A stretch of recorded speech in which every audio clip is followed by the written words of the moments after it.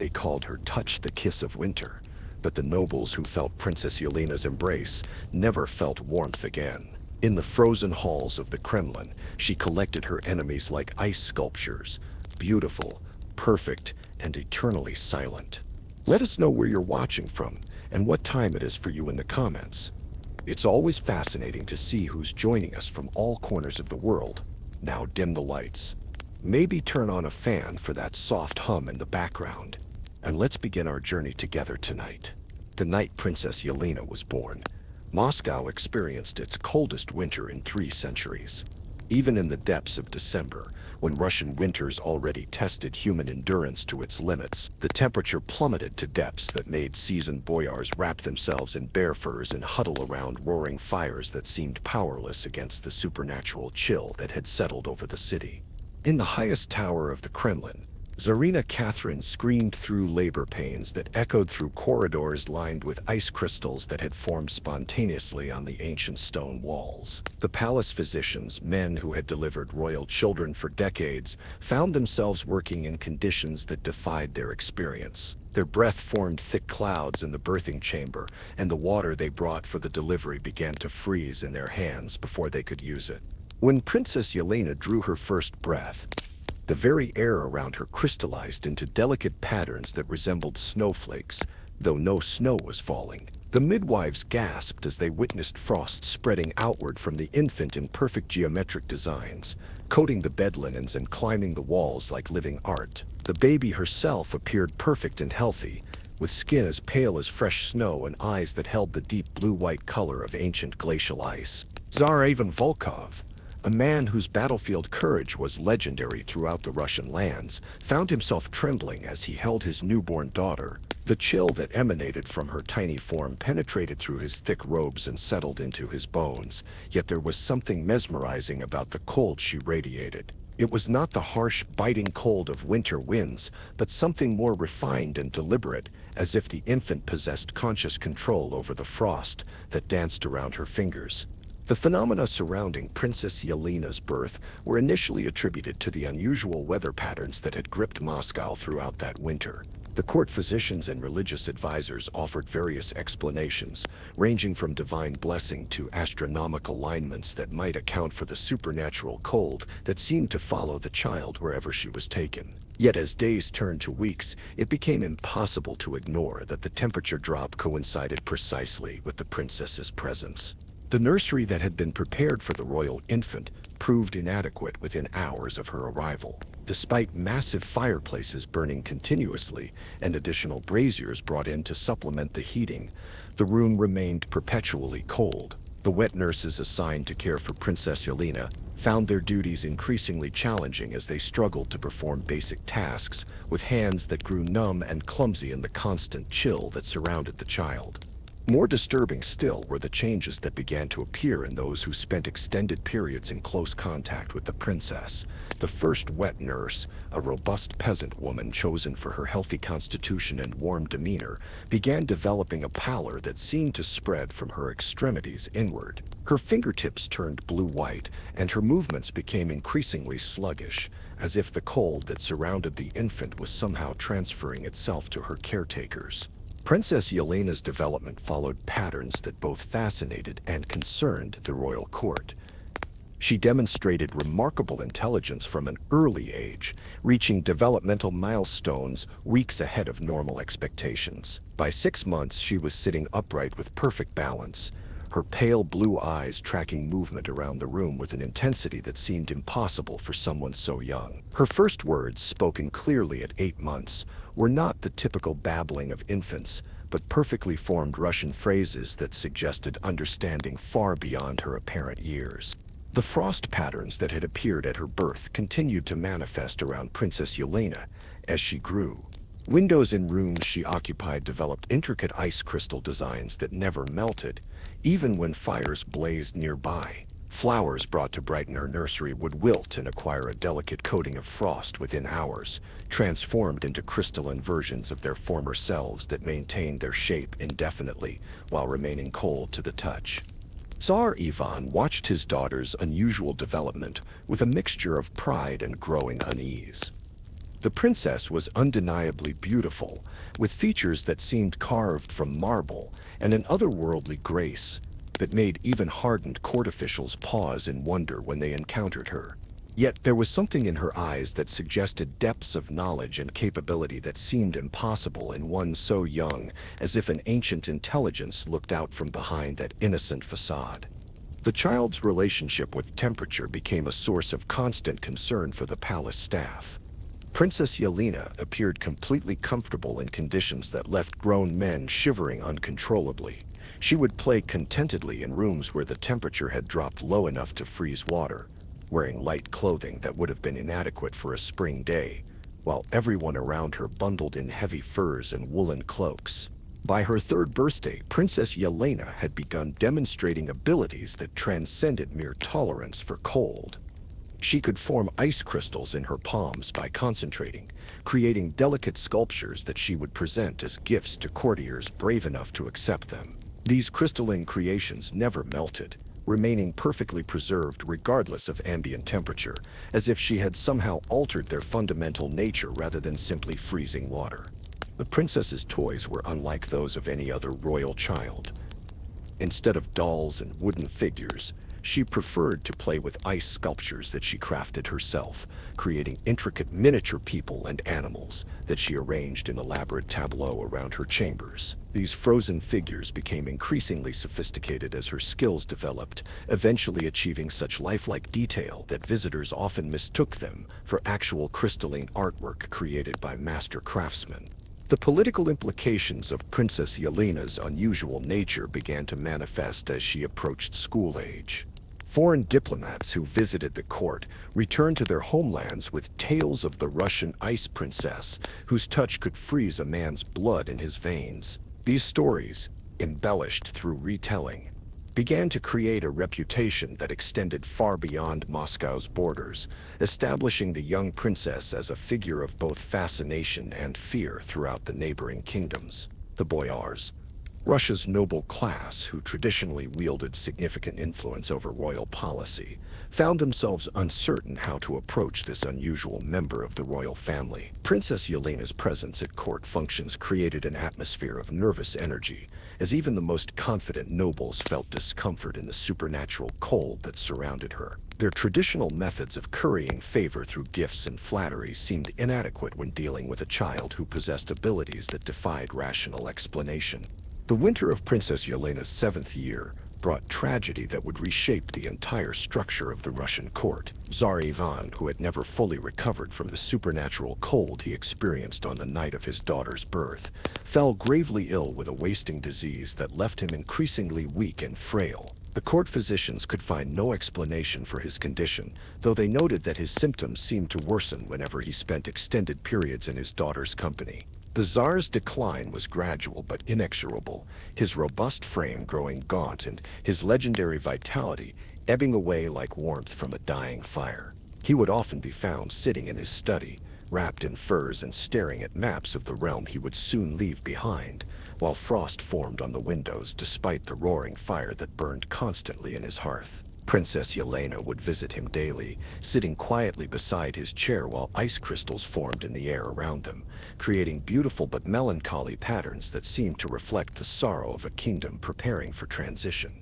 On the night Tsar Ivan died, witnesses reported that the temperature throughout the entire Kremlin dropped so precipitously that wine froze in goblets and breath became visible in every corridor. Princess Yelena was found the next morning sitting beside her father's body, her small hand resting on his chest, while elaborate frost patterns covered every surface in the room. The scene was both beautiful and terrible, a 7-year-old child surrounded by crystalline artistry that spoke of power beyond human understanding.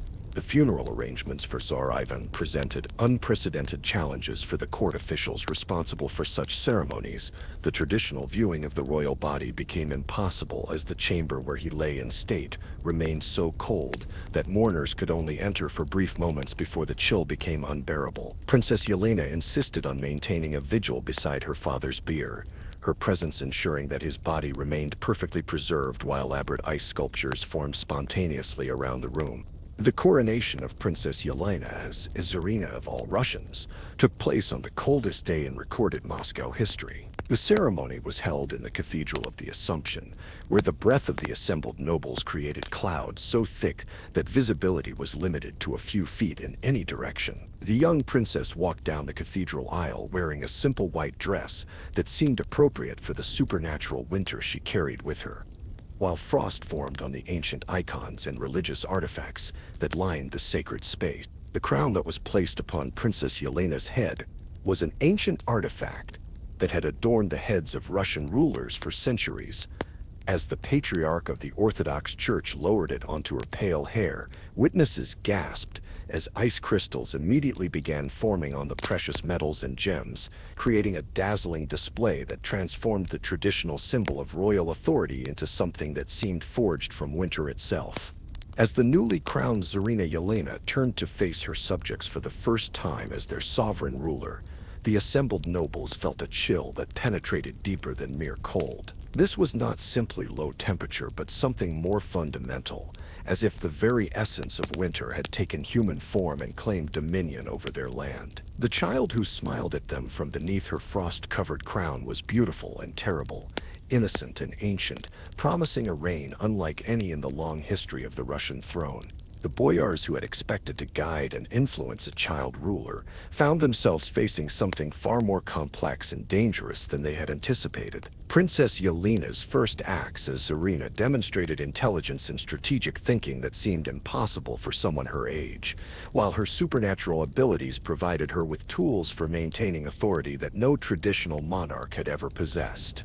In the weeks following her coronation, Tsarina Yelena began implementing changes throughout the court that reflected her unique nature and capabilities. Rooms in the Kremlin were redesigned to accommodate the permanent cold that surrounded her, with traditional heating systems abandoned in favor of architectural features that embraced the frost and ice that formed spontaneously in her presence.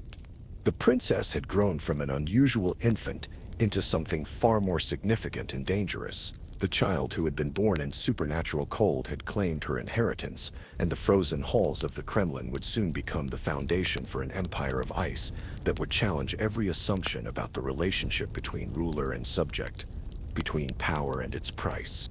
As this first chapter of Tsarina Yelena's reign concluded, the stage was set for a transformation of Russian society that would redefine the very nature of royal authority.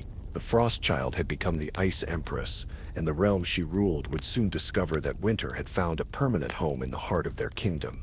The first formal court session under Tsarina Yelena's rule was scheduled for a crisp February morning, though the distinction between indoor and outdoor temperatures had become meaningless since her coronation. The great throne room of the Kremlin, once warmed by massive fireplaces and heated by the body warmth of hundreds of courtiers, now maintained a permanent chill that made every breath visible and turned every surface into a canvas for spontaneous frost artistry.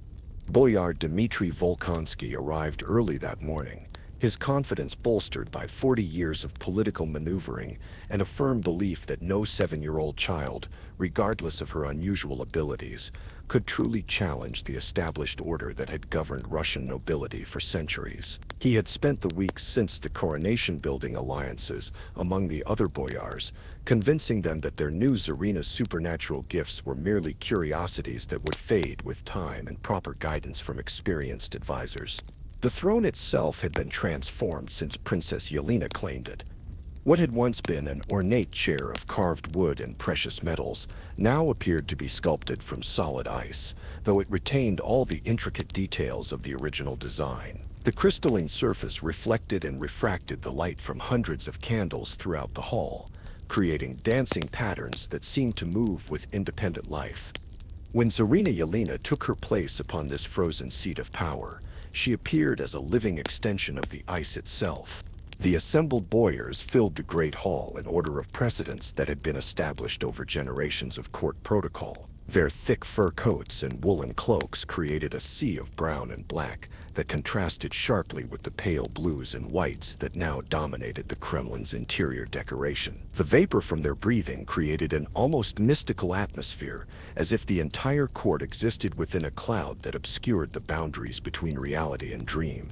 Tsarina Yelena's entrance was marked not by fanfare or announcement, but by a sudden deepening of the cold that made even the most stoic nobles shiver involuntarily. She moved through the hall with grace that seemed impossible for someone her age, her white dress flowing around her as if stirred by invisible winds. The frost patterns that formed on the floor where her bare feet touched the stone created a crystalline pathway that remained long after she had passed.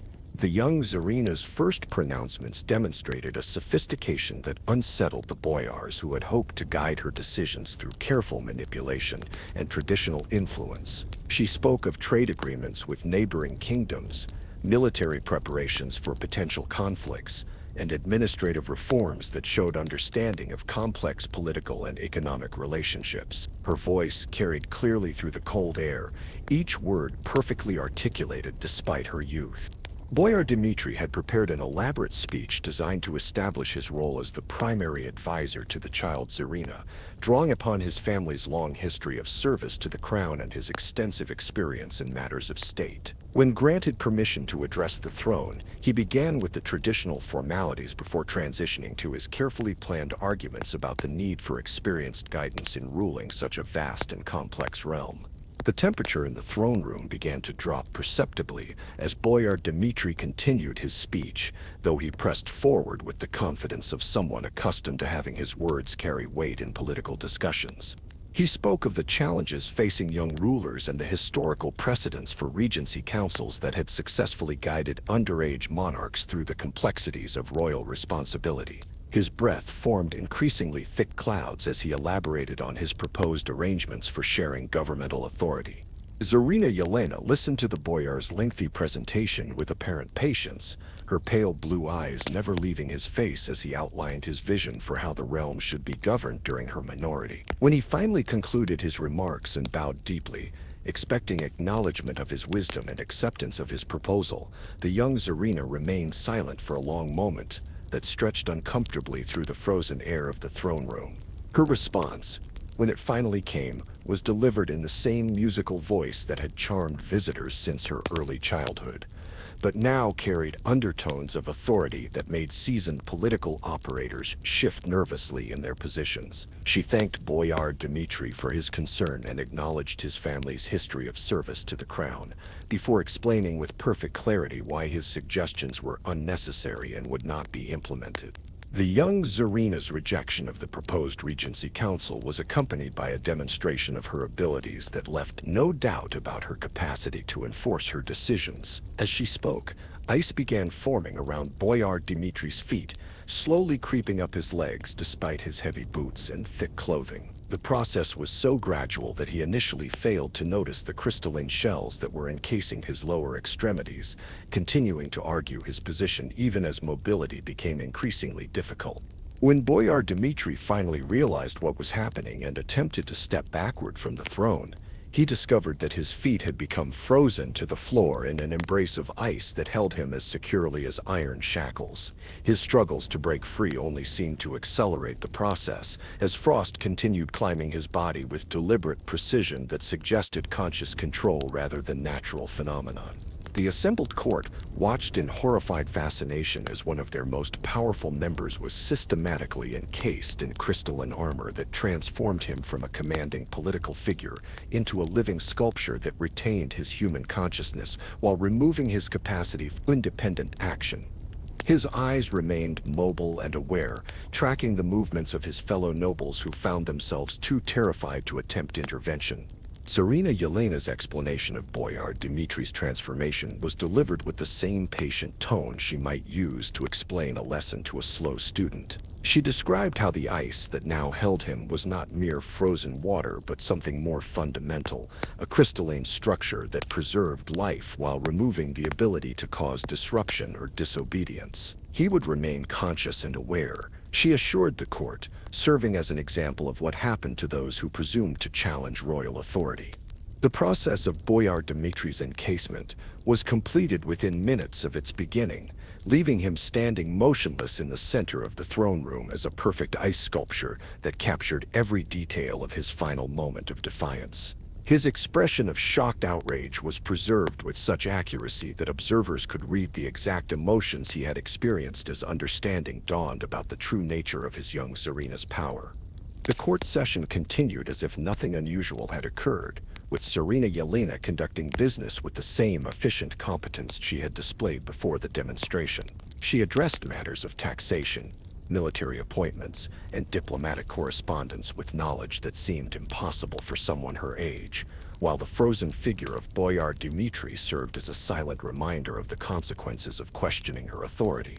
The other boyars who had gathered to challenge or guide the child Tsarina found their prepared arguments dying in their throats as they contemplated the fate that had befallen their colleague. The political calculations that had seemed so important that morning suddenly appeared trivial when weighed against the evidence of supernatural power that could transform opposition into permanent silence with apparent ease. As the formal court session concluded and the nobles were dismissed to return to their estates or chambers, they filed past the ice sculpture that had been Boyar Dmitri with expressions of awe and terror. Some paused to examine the crystalline figure more closely, noting how perfectly preserved he appeared and wondering whether consciousness remained trapped within that frozen form. Their questions were answered by the subtle movement of his eyes, which continued to track their movements with desperate awareness. The news of Boyar Dmitri's transformation spread throughout Moscow within hours of the court session's conclusion, carried by servants, guards, and minor nobles who had witnessed the unprecedented demonstration of royal power. The stories grew more elaborate with each retelling, but the essential facts remained consistent. The child Tsarina possessed abilities that made traditional forms of political opposition not merely dangerous but potentially fatal. Tsarina Yelena retired to her private chambers that evening, with evident satisfaction at the day's accomplishments. The crystalline sculptures that served as her toys had been joined by a new addition, a perfect replica of Boyar Dmitri that she had crafted during the afternoon as a reminder of the morning's lesson. The miniature figure captured not only his physical appearance but somehow his essence, creating a toy that seemed to possess the same awareness as its full-sized counterpart. The construction of specialized chambers began that same week, following designs that Tsarina Yelena provided with remarkable detail and sophistication. These rooms were carved directly into the bedrock beneath the Kremlin, accessed through passages that had been sealed for centuries until the young Tsarina's supernatural cold made excavation possible without traditional tools. The ice that formed naturally in these underground spaces created walls and surfaces that were harder than stone, yet maintained the crystalline beauty that characterized all of her creations.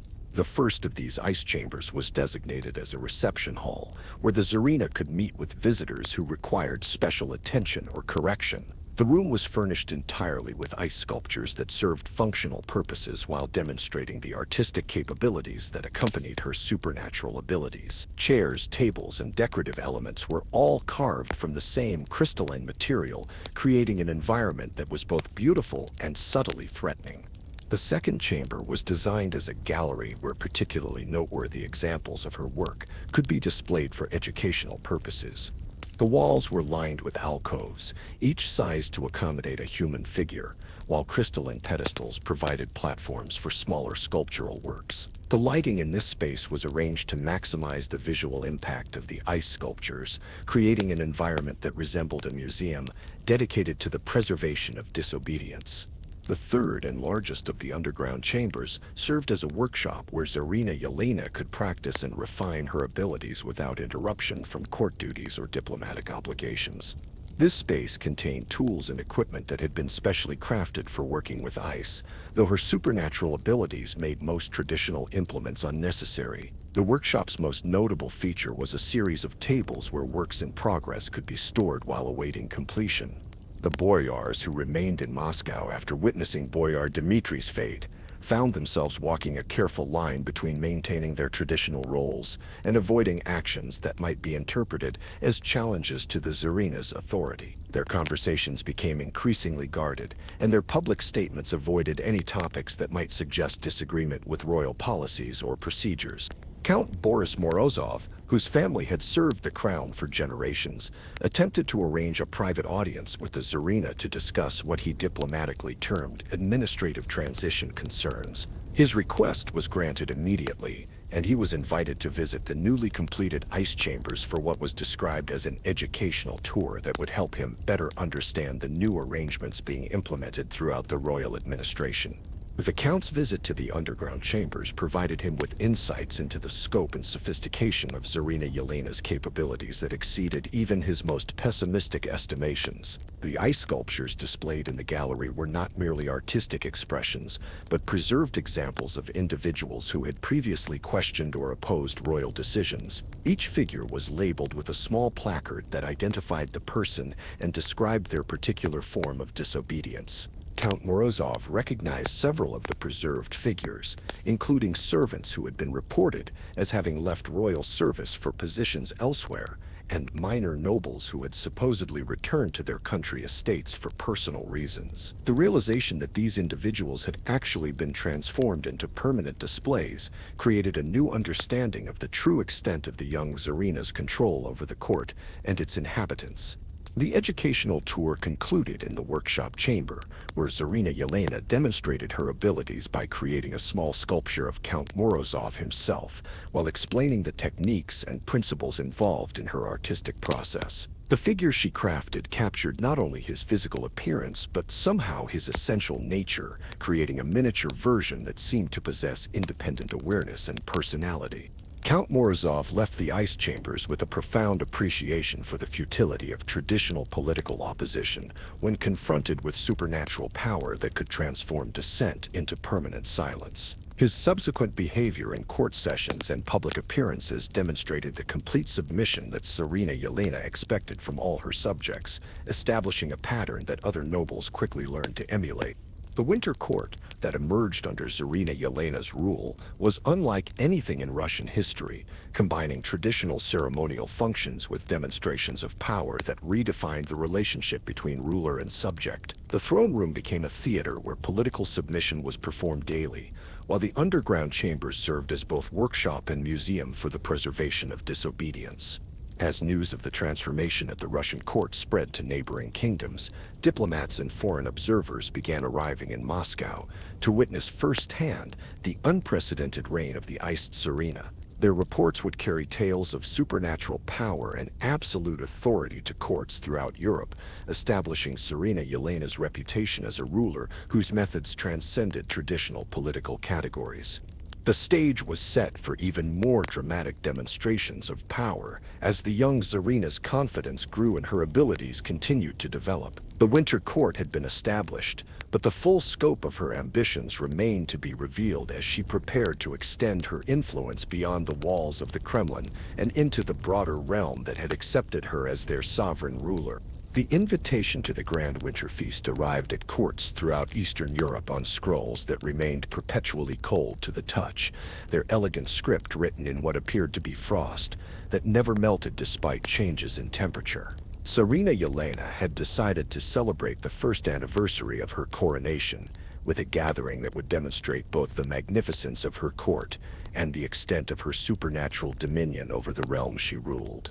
Foreign princes, ambassadors, and noble representatives from kingdoms as distant as Poland and Lithuania received these mysterious invitations with mixtures of curiosity and apprehension. The stories that had emerged from Moscow over the past year spoke of unprecedented changes in the Russian court, transformations that challenged conventional understanding of royal power and political authority. Many recipients viewed the invitation as an opportunity to witness these phenomena firsthand, while others suspected it might be a trap designed to extend the iced Tsarina's influence beyond her current borders.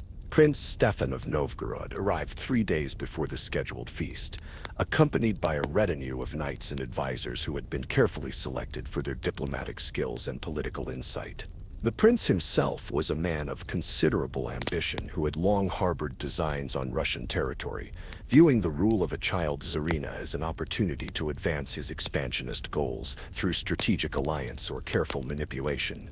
The reception that greeted Prince Stefan and his party provided their first direct experience of the supernatural atmosphere that now pervaded the Kremlin. The great hall where they were welcomed had been transformed into something that resembled a cathedral carved from solid ice, with soaring crystalline arches and walls that reflected and refracted light in patterns that seemed to shift and move with independent life. The temperature was so cold that their breath formed thick clouds, yet the beauty of their surroundings was undeniable.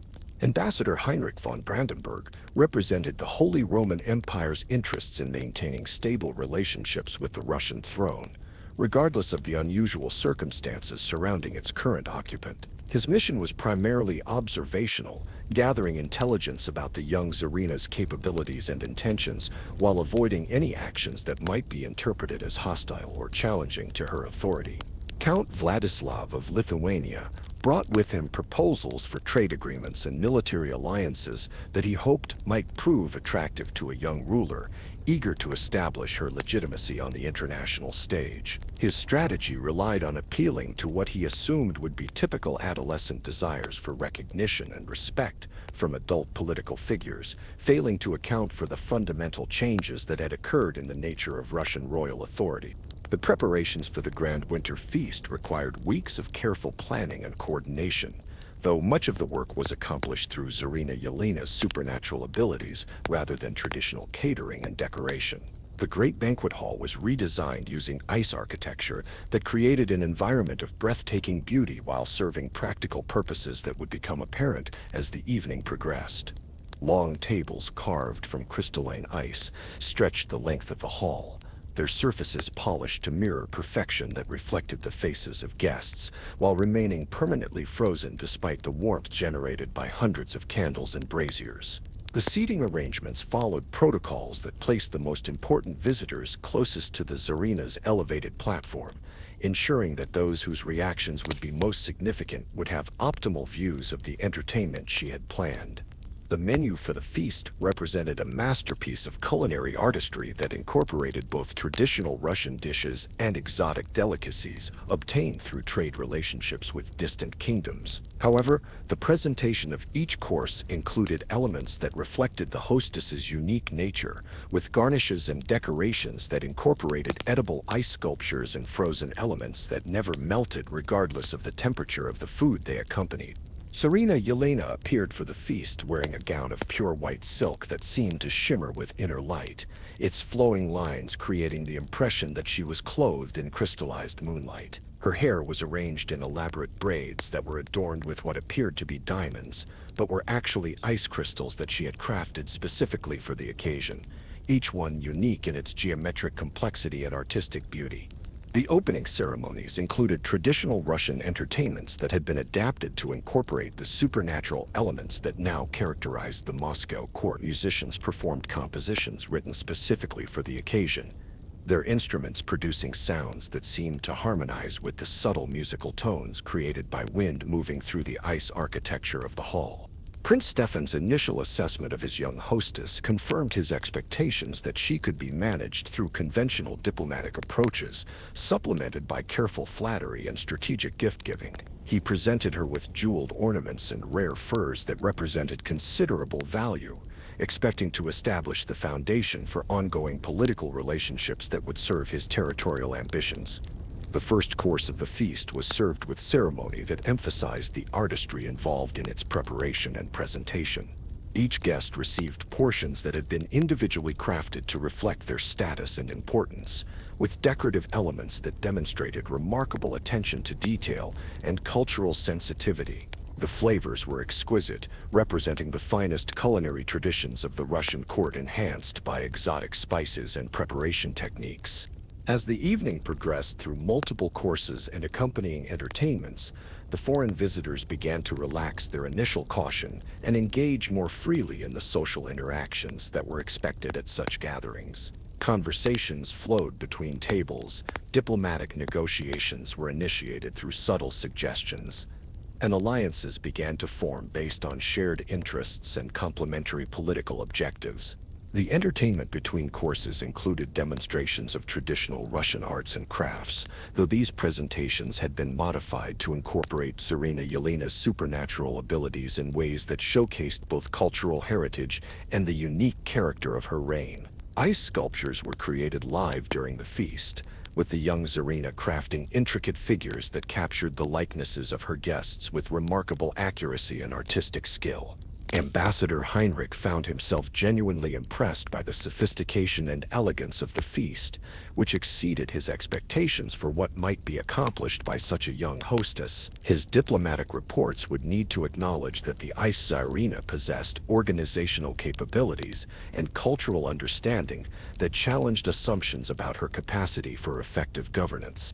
The turning point of the evening came during the presentation of the main course, when Tsarina Yelena announced that the traditional Russian hospitality required special recognition of her guests' courage in traveling to Moscow during the winter season. She proposed a series of games and competitions that would allow her visitors to demonstrate their skills while providing entertainment for the assembled company.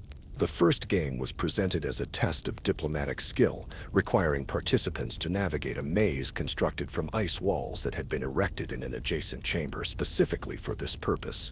The challenge appeared straightforward, involving simple problem-solving and spatial reasoning that should have been easily accomplished by experienced political and military leaders. Prince Stefan volunteered immediately for this first challenge, confident that his military training and strategic thinking would allow him to complete the maze quickly while demonstrating his capabilities to potential allies and rivals. He entered the crystalline labyrinth with obvious enthusiasm, expecting to emerge victorious within minutes and claim whatever prize his hostess had prepared for the winner. The ice maze proved more complex than its external appearance had suggested, with walls that seemed to shift and change configuration as Prince Stefan moved through the passages. What had initially appeared to be a simple geometric puzzle transformed into something far more challenging, requiring navigation skills that seemed to transcend normal spatial reasoning. As minutes turned to an hour, then longer, the assembled guests began to express concern about Prince Stefan's extended absence from the banquet hall. Tsarina Yelena assured them that the maze was designed to be challenging but not dangerous, explaining that previous participants had sometimes required several hours to complete the course depending on their approach to problem solving. When Prince Stefan finally emerged from the maze, his appearance had been dramatically altered by his experience within the crystalline passages. His clothing was covered with frost patterns that seemed to have bonded permanently to the fabric, and his movements had acquired a mechanical quality that suggested some fundamental change in his physical condition. The prince's attempts to describe his experience within the maze were hampered by speech difficulties that made his words increasingly unclear and disconnected. His eyes retained awareness and intelligence, but his ability to communicate effectively had been severely compromised, as if the cold that permeated the labyrinth had affected his neurological functions in ways that transcended mere physical discomfort.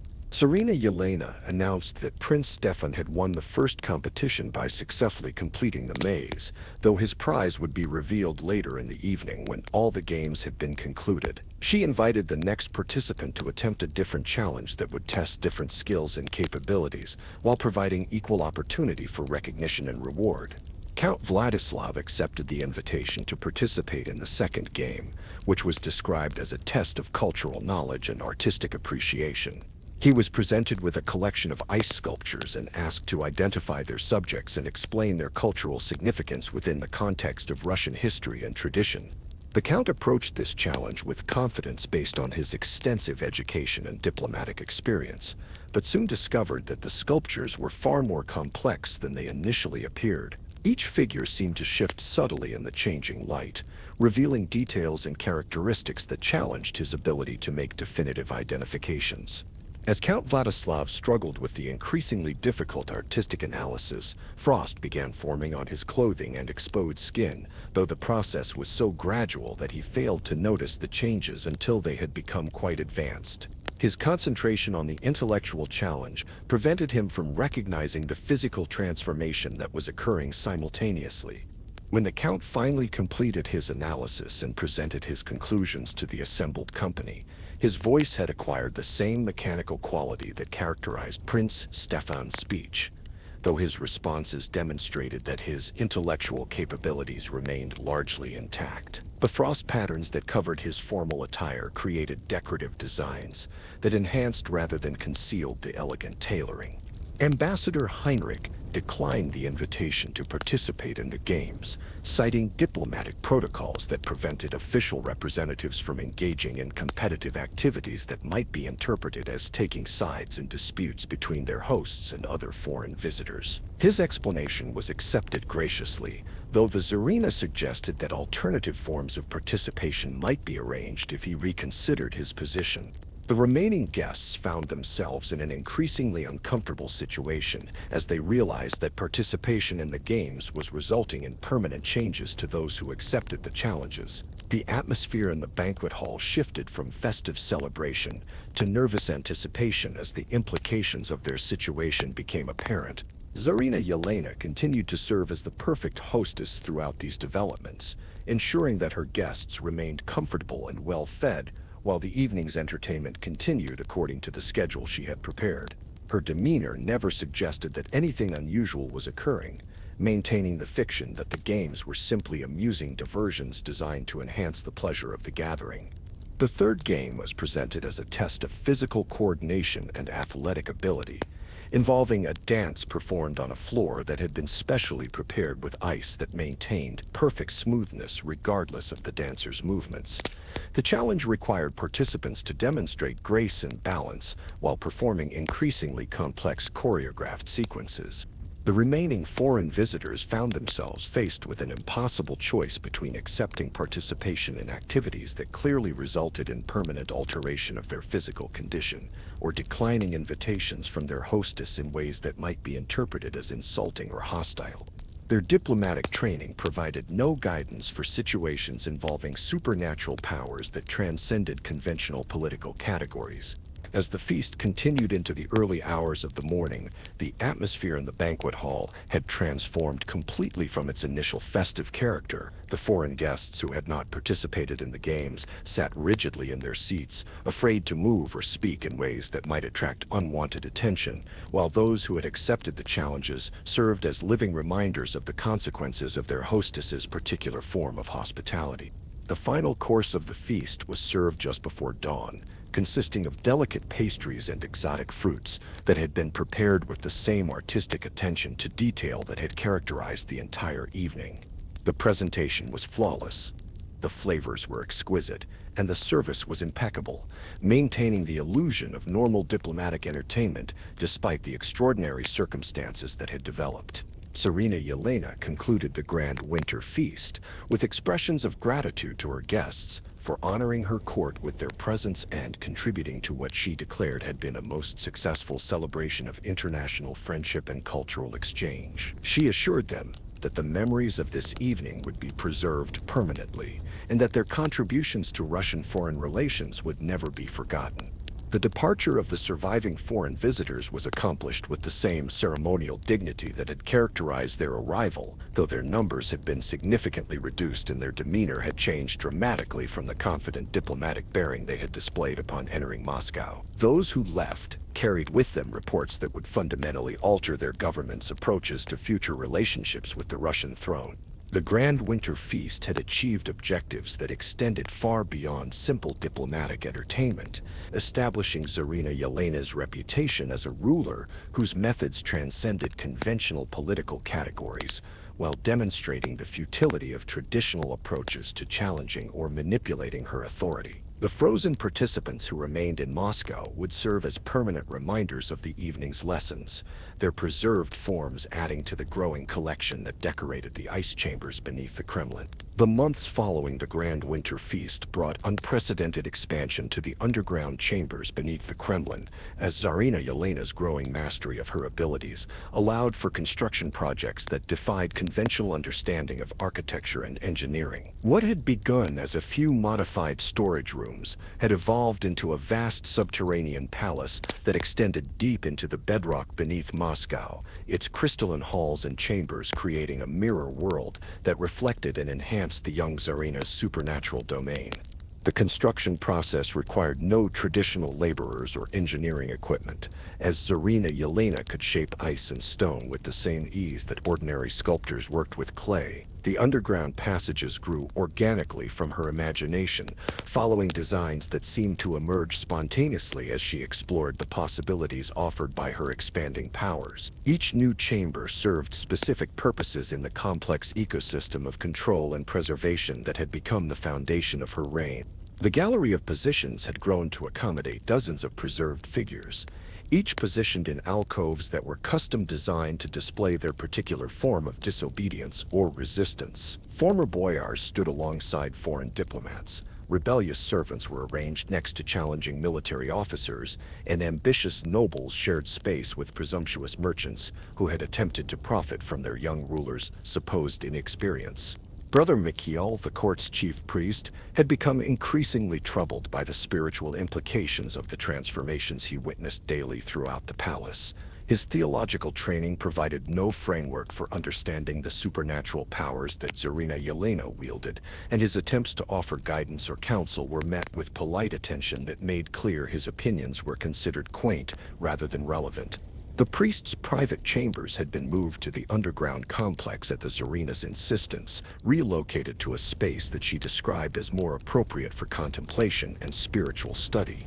The crystalline walls of his new residence were embedded with religious icons and artifacts that had been frozen in place during the renovation process, creating a chapel that was both beautiful and deeply unsettling in its fusion of sacred and supernatural elements.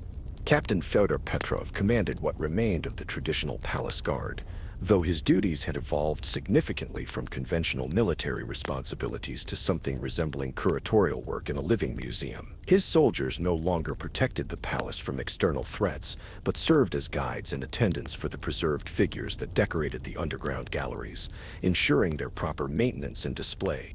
The captain's quarters in the Ice Palace provided him with a unique perspective on the scope and sophistication of Tsarina Yelena's domain. From his windows, which were actually crystalline apertures that had been crafted to provide views of different chambers, he could observe the daily routines that maintained the underground complex and the careful attention given to each preserved figure in the growing collection. Dr. Alexei Volkov, the court physician who had served Tsarina Yelena's father, found his medical practice increasingly focused on studying the physiological aspects of the preservation process rather than treating conventional ailments. The transformed individuals retained full consciousness and awareness while existing in states that transcended normal biological functions, creating medical puzzles that challenged his understanding of human anatomy and physiology. The doctor's research laboratory occupied several chambers in the deepest levels of the Ice Palace, where he could conduct his studies without disrupting the ceremonial functions that took place in the upper galleries. His detailed observations of the preserved figures had revealed that they retained not only consciousness, but also their original personalities and memories, existing in a state of permanent suspension that was neither life nor death, but something entirely unprecedented. The Workshop of Wonders had expanded to include specialized areas for different aspects of Tsarina Yelena's artistic practice. The main studio contained tools and equipment for large-scale sculptural work, while smaller chambers were dedicated to delicate miniature creations, experimental techniques, and the storage of works in progress that awaited completion when time and inspiration permitted.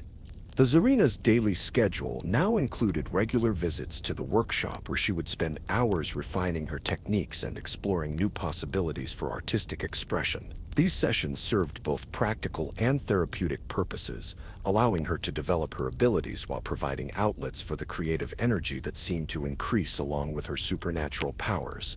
Anna Prova had served as head housekeeper in the Kremlin for over 20 years, managing the domestic staff and maintaining the complex schedules required for royal residence operations. Her adaptation to the transformed environment had been remarkable, as she developed new protocols for caring for crystalline architecture and preserved figures while maintaining the standards of cleanliness and organization that befitted a royal palace.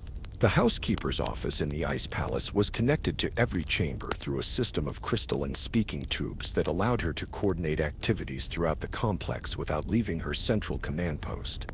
Her detailed knowledge of the underground layout made her invaluable for planning expansions and modifications, while her maternal instincts had earned her a special place in Tsarina Yelena's affections. The Library of Frozen Knowledge contained volumes that had been preserved using the same techniques applied to human subjects, creating a collection of books and documents that would remain perfectly maintained for centuries. The crystalline cases that protected these materials also displayed them in ways that enhanced their visual impact, transforming the library into an artistic installation that celebrated both learning and preservation.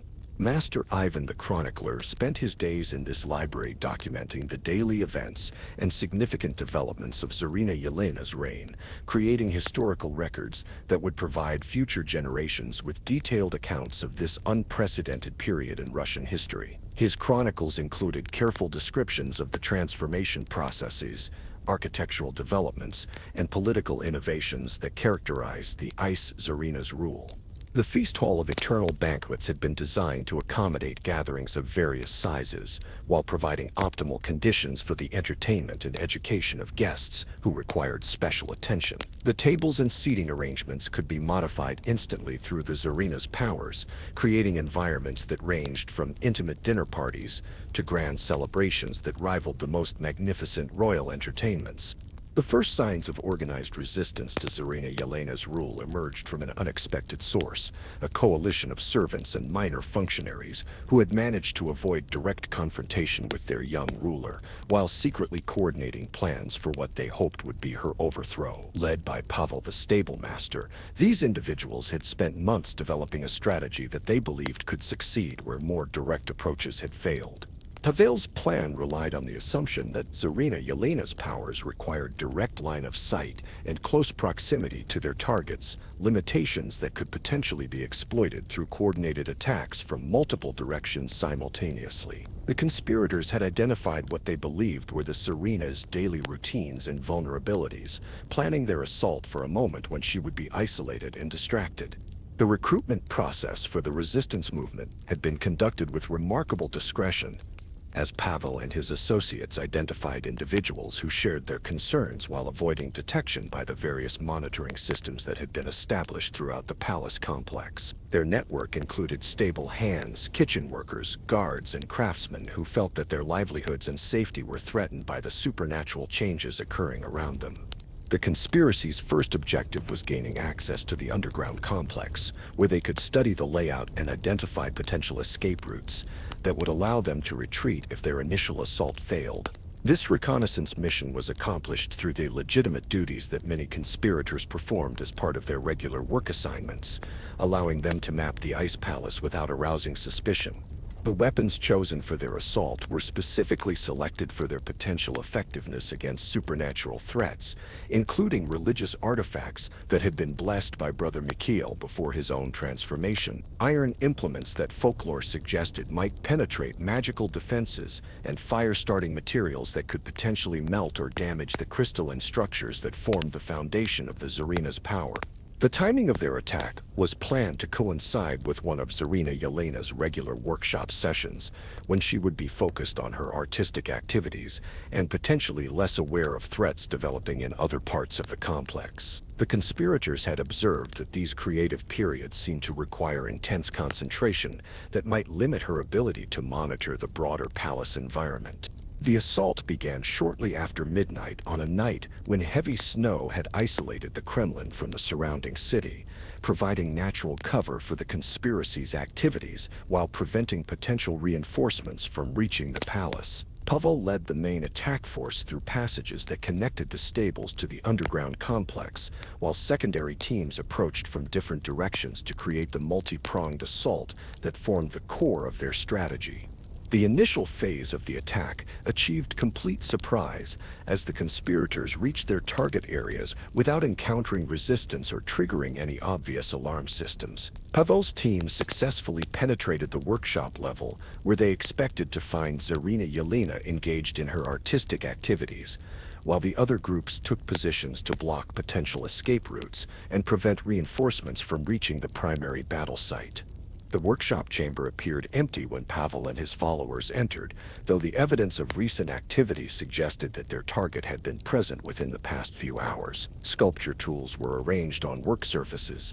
Partially completed ice figures occupied several tables, and the ambient temperature indicated that supernatural forces had been active in the space very recently. The trap was revealed when the chamber's crystalline walls began to glow with inner light that illuminated hidden alcoves containing dozens of preserved figures that the conspirators recognized as former servants, guards, and officials who had disappeared over the past months. The realization that they had walked into a prepared ambush came simultaneously with the appearance of Tsarina Yelena herself, emerging from a concealed passage with the calm confidence of someone who had anticipated every aspect of their plan.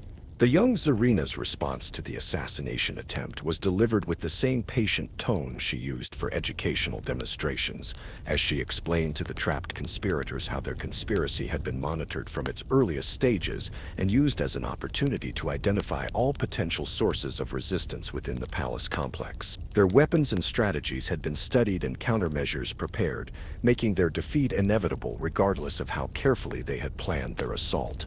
Pavel's attempts to press forward with the attack, despite the obvious failure of their surprise advantage, were hampered by the rapid onset of the preservation process that had already begun affecting his extremities.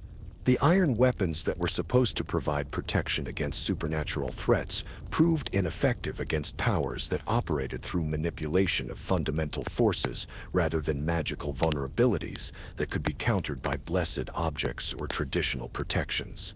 The transformation of the conspiracy members was accomplished with remarkable efficiency, as Tsarina Yelena demonstrated techniques that had been refined through months of practice and experimentation. Each conspirator was preserved in a position that captured their final moment of defiance, creating artistic compositions that would serve educational purposes, while adding to the growing gallery of examples that illustrated the consequences of challenging royal authority.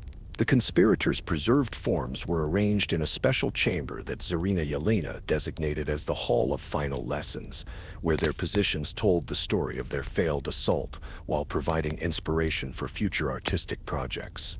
Pavel himself was positioned at the center of the display, his expression of shocked realization perfectly captured in crystalline detail that would preserve his final understanding of the futility of resistance. The elimination of organized resistance within the palace complex marked the completion of Tsarina Yelena's consolidation of power over her immediate domain. The Ice Palace now contained representatives of every category of potential opposition that had challenged her authority, from high-ranking nobles to humble servants, creating a comprehensive collection that demonstrated the universality of her dominion. The daily operations of the palace continued with increased efficiency following the removal of internal threats, as the remaining staff adapted to their roles within the new order that had been established through systematic demonstration rather than theoretical proclamation. The preservation of the conspiracy served as a final lesson that eliminated any remaining illusions about the possibility of successful resistance. Dr. Volkov's studies of the newly preserved figures provided additional insights into the sophistication of the transformation process, revealing that consciousness and memory remained intact while physical functions were suspended in ways that transcended conventional understanding of human biology. His research suggested that the preserved individuals retained their original personalities and relationships, existing in a state that allowed for continued awareness without the capacity for independent action. Anna Petrova's expansion of housekeeping protocols to accommodate the enlarged collection required careful attention to the maintenance requirements of crystalline preservation, while ensuring that each figure received appropriate care and attention. Her maternal supervision of the preserved forms reflected genuine concern for their continued well-being, treating them as residents rather than mere decorative objects. The Workshop of Wonders was expanded to include new areas dedicated to advanced preservation techniques and experimental artistic methods that pushed the boundaries of what could be achieved through supernatural manipulation of matter and energy. These facilities provided Tsarina Yelena with resources for continued development of her abilities while offering opportunities for innovations that would enhance the beauty and functionality of her growing collection. As the fourth chapter of the Iced Tsarina's reign concluded, the foundations had been laid for extensions of her power beyond the confines of the palace complex and into the broader realm that acknowledged her authority. The underground palace had become a perfect expression of absolute control, where every potential source of opposition had been identified, studied, and permanently neutralized through artistic transformation. The secrets of the Ice Palace were no longer hidden, but had become the organizing principles of a new form of governance that combined supernatural power with artistic vision to create systems of control that transcended traditional political categories. The preservation of resistance had become the foundation for expansion, and the young Tsarina's ambitions were beginning to extend toward objectives that would reshape the entire character of Russian society. The Ice Princess of Moscow, Chapter 5, The Eternal Winter. The transformation of Moscow into an empire of perpetual winter began on the morning of Tsarina Yelena's 10th birthday, when she announced her intention to extend the crystalline perfection of her palace throughout the entire city. The supernatural cold that had been contained within the Kremlin's walls for 3 years would finally be released to embrace every street, building, and inhabitant of the ancient capital, creating a domain where her authority would be written in ice across every surface. The expansion process started at dawn with a ceremony conducted in the highest tower of the Kremlin, where Tsarina Yelena had constructed a crystalline observatory that provided panoramic views of Moscow's sprawling districts. From this elevated position, she could see the wooden houses, churches, and markets that comprised the city beyond her palace walls, and she could visualize the transformations that would soon make the entire urban landscape a reflection of her supernatural dominion. The ritual that initiated the citywide preservation required preparations that had been months in the making, drawing upon techniques and knowledge that Tsarina Yelena had developed through her extensive experimentation with smaller-scale transformations. The crystalline apparatus she had constructed for this purpose combined artistic sculpture with functional engineering, creating devices that could channel and amplify her abilities across distances that far exceeded anything she had previously attempted. The first districts to experience the expanding winter were those closest to the Kremlin, where merchants and craftsmen who served the royal court lived and worked in close proximity to the seat of power. These neighborhoods had already grown accustomed to the unusual cold that emanated from the palace, and their inhabitants had adapted their daily routines to accommodate the supernatural climate that characterized their young Tsarina's reign. Master Sergei the blacksmith was among the first citizens to witness the transformation process as it spread through the artisan quarter where he had operated his forge for over 20 years. The supernatural cold that began flowing through the streets was unlike anything he had experienced during Moscow's harshest winters, penetrating through walls and windows with the inexorable persistence of rising floodwater. The preservation of the blacksmith's workshop occurred gradually over the course of several hours, as the tools, equipment, and works in progress were encased in crystalline shells that maintained their exact positions while transforming them into permanent displays of craftsmanship. Master Sergei himself was preserved while working at his anvil, his hammer frozen mid-strike in a composition that captured the essence of his trade with artistic precision. The merchant district experienced similar transformations as the expanding cold reached the markets and trading posts where Moscow's commercial life had flourished for centuries. Vendor stalls became crystalline showcases displaying their wares in perfect preservation, while the merchants themselves were transformed into living advertisements for goods that would never spoil or lose their appeal to potential customers. Daintry the merchant found himself preserved while negotiating a transaction involving imported spices from distant lands, his expression of concentration captured with such accuracy that observers could read the intensity of his focus on achieving favorable terms for the complex trade agreement. His customer, a boyar's representative, was similarly preserved in a complementary pose that created a tableau representing the eternal dance of commerce and negotiation.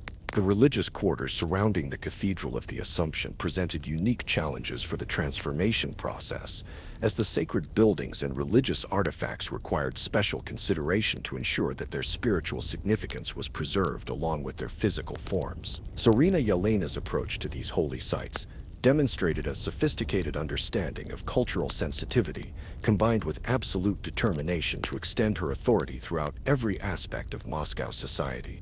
Father Vasily was conducting morning prayers when the preservation process reached his church, and his transformation occurred during the sacred ritual in ways that enhanced rather than diminished the spiritual atmosphere of the service. The congregation that had gathered for worship became a permanent assembly of the faithful, their prayers frozen in time while their devotion was preserved for eternity. The residential districts that housed Moscow's families presented the most complex challenges for the transformation process, as Tsarina Yelena's vision required careful attention to the social dynamics and relationships that characterized domestic life. Her goal was not merely to preserve individual people but to capture the essence of family interactions and community bonds that formed the foundation of Russian society. The Volkov family was preserved during their morning meal, with parents and children positioned around their table in a composition that celebrated the warmth and intimacy of family life, despite the supernatural cold that surrounded them. The youngest child, barely 3 years old, was captured while reaching for a piece of bread, her innocent gesture transformed into an artistic statement about the eternal nature of childhood hunger and parental love.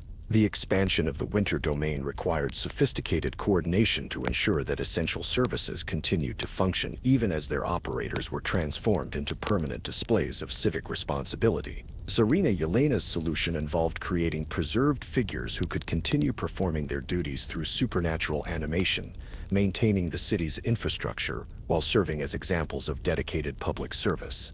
The city guards who patrolled Moscow's streets were transformed while maintaining their vigilant watch, creating a security force that would never tire, never sleep, and never fail in their duty to protect the city's inhabitants. These crystalline sentinels retained their awareness and professional competence, while gaining the permanence and reliability that their young Tsarina valued above all other qualities. Captain Boris Volkonsky, who commanded the city's defense forces, was preserved while reviewing deployment maps for his troops. His strategic planning session transformed into a permanent demonstration of military leadership and tactical thinking. His staff officers were similarly preserved in complementary positions that illustrated the coordination and communication essential for effective command structure. The artisan quarters underwent transformations that turned every workshop into a museum dedicated to traditional Russian crafts and skills. Woodworkers, jewelers, weavers, and potters were preserved while practicing their trades, creating permanent exhibitions that would educate future generations about the techniques and traditions that had made Moscow famous throughout the known world. Master Andrei the carpenter was transformed while carving intricate decorative elements for a church renovation project, his tools still in hand as he shaped wood with the expertise developed over decades of practice. His workshop became a shrine to craftsmanship, where every chisel, saw, and plane was positioned to demonstrate the complexity and artistry involved in traditional construction techniques. The intellectual life of Moscow was preserved through the transformation of scholars, scribes, and teachers who had been conducting lessons and research when the expansion process reached their institutions. The University of Moscow became a crystalline cathedral of learning, where professors continued their lectures to audiences who would absorb their wisdom for eternity. Master Ivan the philosopher was preserved while delivering a discourse on the nature of time and permanence, his words capturing concepts that had acquired new relevance in the context of Tsarina Yelena's reign. His students were transformed while taking notes and asking questions, creating a classroom environment that would serve as a model for educational dedication and intellectual curiosity. The preservation of Moscow's children required special attention to ensure that their innocence and joy were captured along with their physical forms. Tsarina Yelena personally supervised these transformations, crafting compositions that celebrated childhood while incorporating elements that reflected her own experiences as a young ruler with responsibilities beyond her apparent years. The city's playgrounds and gathering spaces became galleries of childhood activities, where games of tag and hide and seek were frozen at moments of peak excitement and engagement. Young voices were preserved mid-laugh, while expressions of wonder and discovery were captured with artistic precision that made these displays emotionally powerful for adult observers. Little Katya Petrov was transformed while chasing butterflies in a garden near her family's home, her small hands outstretched toward creatures that had been crystallized mid-flight, creating a composition that spoke to the eternal human desire to capture and possess beauty. Her joy was perfectly preserved, making her a symbol of childhood happiness maintained beyond the reach of time and change. The cultural life of Moscow was preserved through the transformation of musicians, dancers, and storytellers who had been performing when the expansion reached their venues. Concert halls and theaters became permanent installations where artistic presentations continued indefinitely, providing entertainment that would never grow stale or lose its emotional impact. The Moscow Ballet was transformed during a performance of traditional Russian folk dances, with each dancer preserved at the peak of their artistic expression. The resulting display captured the grace, athleticism, and cultural heritage represented by these performances, creating a monument to Russian artistic achievement that would inspire admiration for centuries to come. Maestro Dmitri was conducting an orchestra when his transformation occurred, his baton frozen mid-gesture while the musicians around him were preserved in perfect harmony. The resulting composition demonstrated the coordination and timing essential for musical excellence, while preserving the emotional intensity that characterized the greatest artistic performances. The completion of Moscow's transformation required 3 days of continuous work, as Tsarina Yelena moved systematically through every district and neighborhood to ensure that no corner of her capital remained untouched by the expanding winter. Her energy and focus never wavered during this extended effort, sustained by the vision of perfect order and eternal beauty that motivated her ambitious project. The final stage of the transformation involved the creation of crystalline pathways that connected every preserved scene and location throughout the city, allowing visitors to move between districts while appreciating the artistic compositions that had been created from Moscow's daily life. These corridors were designed to enhance the viewing experience while protecting the preserved figures from any potential damage or disruption.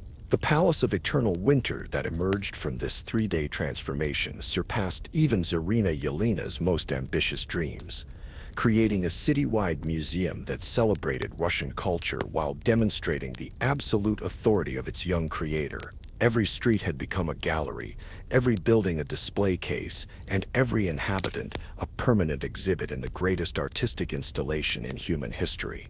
Foreign observers who witnessed the completed transformation reported scenes that challenged their understanding of both political power and artistic possibility. Diplomatic missions from neighboring kingdoms found themselves touring a capital city that had been transformed into something that existed beyond conventional categories of urban development or royal authority.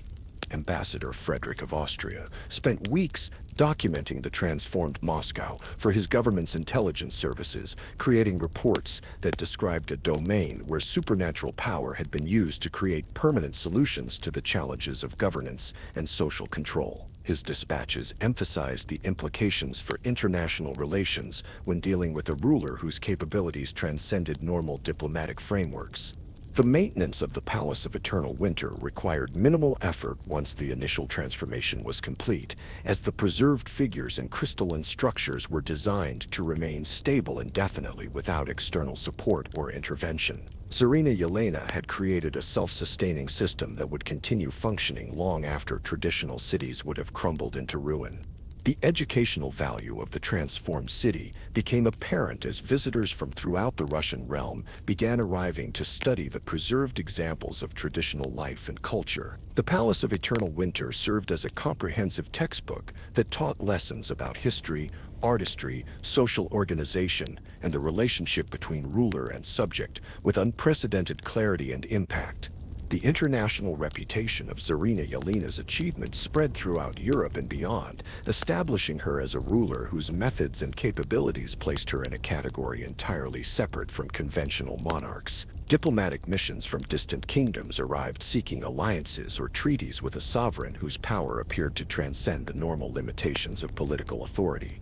The celebration of the Palace of Eternal Winter's completion took place on the anniversary of Tsarina Yelena's 11th birthday, marking 4 years since her coronation and 3 years since the beginning of her systematic transformation of Russian society. The event was attended by representatives from kingdoms throughout the known world, creating an international gathering that recognized her achievement while establishing new protocols for diplomatic relations with supernatural authority. The ceremony was conducted in the transformed Red Square, where the preserved merchants and citizens created an audience that would witness every future celebration and commemoration that took place in Moscow's heart. Tsarina Yelena addressed this eternal assembly from a crystalline platform that elevated her above the crowd while allowing every observer to appreciate her achievement in creating order from the chaos of ordinary life. Her speech on this occasion outlined her vision for the future expansion of the winter domain beyond Moscow's borders, describing plans for systematic transformation of the entire Russian realm that would create a unified empire where her authority would be as permanent and beautiful as the ice that preserved it. The announcement was received with enthusiasm by the diplomatic observers who had come to witness her triumph. The final image of this triumphant celebration was Tsarina Yelena, standing alone on her crystalline platform as snow began falling over the transformed city, each flake adding to the beauty of the scene, while emphasizing the supernatural winter that had become the defining characteristic of her reign. The child who had been born in unusual cold had fulfilled her destiny by creating a domain where winter would reign eternally. The Palace of Eternal Winter stood as the ultimate expression of artistic authority, where political power had been transformed into aesthetic achievement that would endure beyond the lifespan of ordinary kingdoms. Tsarina Yelena had achieved immortality not only for herself, but for every subject in her realm, creating a legacy that would be remembered and studied for millennia to come. The eternal winter had begun, and its Empress stood victorious over a domain that would never change, never decay, and never challenge her authority again. The Ice Princess had become the eternal Tsarina, ruling over a kingdom where beauty and power had been frozen together in perfect perpetual harmony.